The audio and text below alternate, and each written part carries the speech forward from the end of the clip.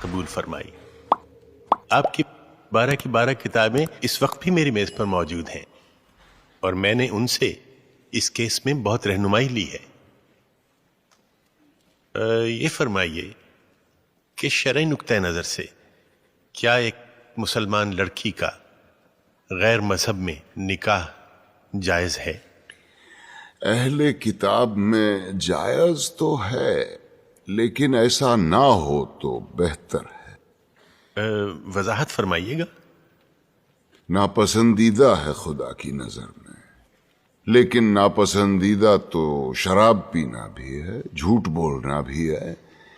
ہم شرابیوں کو یا جھوٹوں کو اسلام سے خارج تو نہیں کر دیتے۔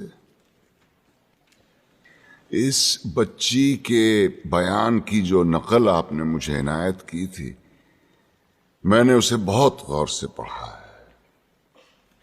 اس کیس میں تو جائز ناجائز کا سوال ہی پیدا نہیں ہوتا، کیونکہ یہ لڑکی تو مسلمان ہی نہیں ہے۔ کیا فرما رہے ہیں مولانا آپ؟ اس کے باپ کا نام حسین شاہ ہے، سید ہیں۔ بس کیا صرف نام مسلمانوں والا ہونا کافی ہے؟ عیسائیوں کے ملک میں پیدا ہوئی، عیسائی عورتوں نے اس کی تربیت کی، نام عیسائیوں والا رکھا گیا۔ باپ نے بغیر شادی کے اسے مائیں لا کے دی، اور آپ اس پر یہ الزام لگا رہے ہیں کہ یہ غیر اسلامی کام کر رہی ہے۔ سبحان اللہ! یہ تو ویسا ہوا کہ کسی کے ڈاکٹر بننے سے پہلے آپ اس پر اعتراض کریں کہ اسے آپریشن کرنا نہیں آتا۔ تو آپ کے خیال میں قصوروار کون ہے؟ ایک ہیں اس بچی کے والد صاحب، اور دوسرے ہیں ایک محترم مولانا صاحب، جنہوں نے اسلام کی ایک نہایت غلط تصویر دکھا کے اس بچے کو جذباتی کیا اور اسے ثواب کا لالچ دے کے اس سے گناہ کروایا۔ گویا آپ یہ کہہ رہے ہیں کہ ایک باپ اپنی بیٹی کی شادی اپنی مرضی سے نہیں کر سکتا؟ صرف اپنی مرضی سے ہرگز نہیں۔ اور اسلام ایک لڑکی کو اپنی مرضی سے شادی کرنے کی اجازت دیتا ہے؟ اجازت؟ حق ہے اس کا، پیدائشی حق۔ حدیث کی کتاب کھول کے دیکھیے، ناسائی والیوم 2 چیپٹر کتاب النکاح ورق نمبر 403۔ نبی کریم صلی اللہ علیہ وسلم کے پاس ایک عورت آئی، کہنے لگی یا رسول اللہ، میرے والد نے مجھ سے پوچھے بغیر میری شادی کرا دی تھی، مجھے اپنا خاوند پسند نہیں ہے، میں کیا کروں؟ ایک لمحے کا توقف کیے بغیر آپ نے فرمایا میں ابھی تمہارا نکاح ختم کیے دیتا ہوں۔ وہ بولی بس رسول اللہ، مجھے طلاق نہیں چاہیے، میں صرف اپنا حق معلوم کرنا چاہتی تھی۔ حدیث کی دوسری کتاب کھولیے، بخاری شریف والیوم 3 چیپٹر کتاب النکاح ورق نمبر 94۔ خنسا بنت خزام کہتی ہیں میرے والد نے مجھ سے پوچھے بغیر میری شادی کرا دی تھی، مجھے خاوند پسند نہیں تھا، میں رسول اللہ کے پاس گئی، انہوں نے فوراً وہ نکاح منسوخ کروا دیا۔ لیکن مولانا آپ یہ کیوں اپریشیٹ نہیں کر رہے ہیں کہ حسین شاہ نے کس مقصد کے تحت اپنی بیٹی کی شادی کی تھی؟ اور مولانا طاہری نے تو سرمد کو، جو کہ ایک ناچنے گانے والا، جینز پہننے والا مغرب زدہ نوجوان تھا، اسے اسلامی حلیے میں ڈھال کر ایک عاشق رسول بنا دیا۔ حلیہ؟ اسلامی حلیہ اور گانا بجانا یعنی موسیقی، دونوں بہت اہم موضوع چھیڑ دیے ہیں آپ نے۔ پہلے آئیے موسیقی کی طرف۔ دلائل کا ایک انبار ہے میرے پاس موسیقی کے حق میں، لیکن میں صرف ایک دلیل دینا چاہتا ہوں، جس کے بعد دوسری کوئی دلیل ہو ہی نہیں سکتی۔ آپ یہ بتائیے کہ آج تک دنیا میں پیغمبر کتنے اتارے گئے؟ جی 1,24,000۔ اور ان 1,24,000 میں سے کتابیں کتنوں پہ نازل ہوئیں؟ جی صرف 4 پر۔ گویا یہ تو طے ہو گیا کہ یہ 4 باقی 1,23,996 پیغمبروں سے زیادہ برگزیدہ ہیں۔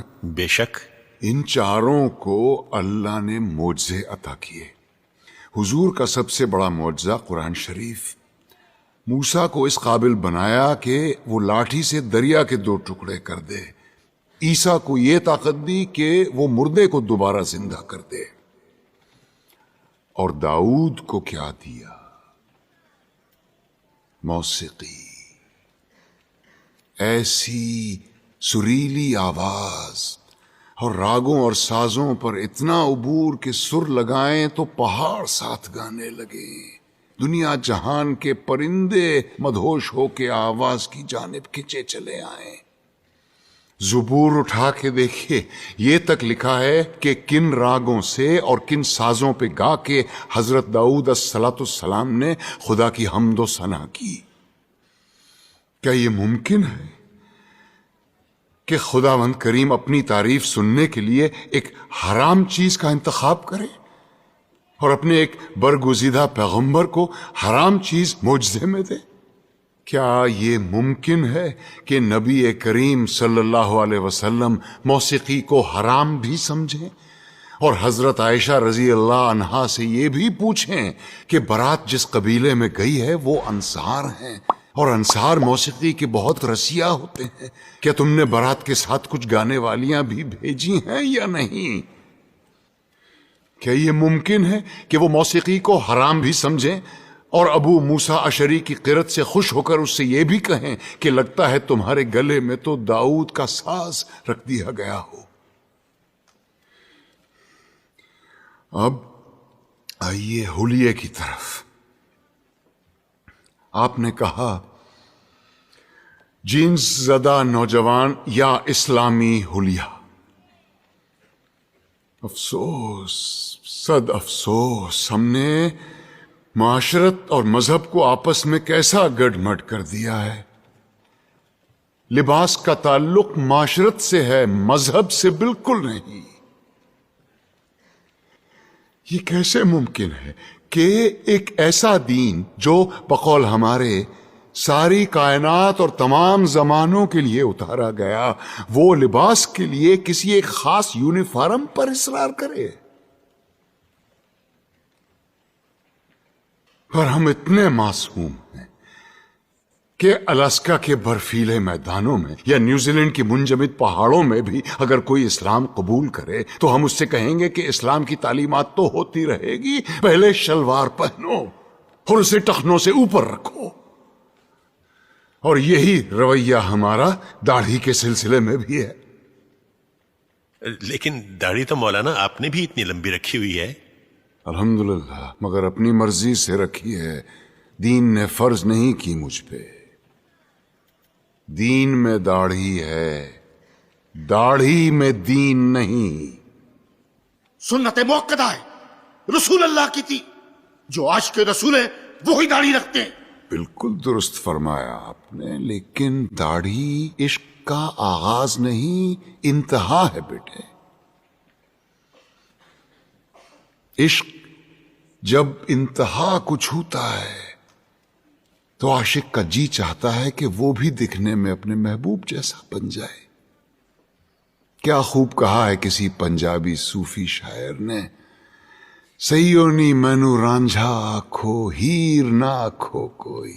کہیں ہم غلطی تو نہیں کر رہے ہیں کہ عاشق کا پہلا قدم عشق کی آخری سیڑھی پہ رکھوا رہے ہیں؟ کیا وجہ ہے بیٹے کہ اتنے لمبی لمبی داڑھیوں والے 3-3 4-4 حج کیے ہوئے حاجی صاحبان اسمگلنگ کرتے یا جھوٹ بولتے عام نظر آتے ہیں؟ وجہ یہ ہے کہ مجھ جیسے ناسمجھ عالم سارا زور داڑھی رکھنے اور شلوار پہننے پر ہی دیتے ہیں۔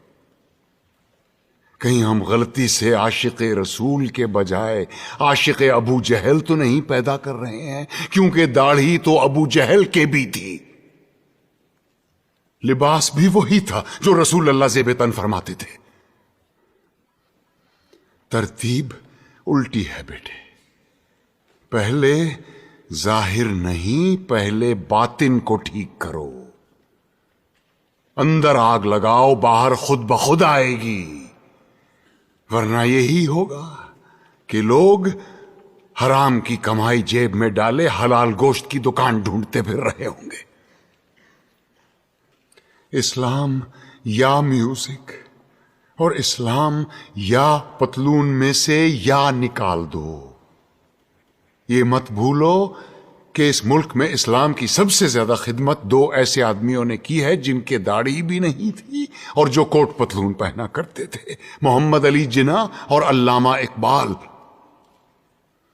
آج تم بڑے فخر کے ساتھ ان دونوں کے نام کے ساتھ رحمت اللہ علیہ لکھتے ہو.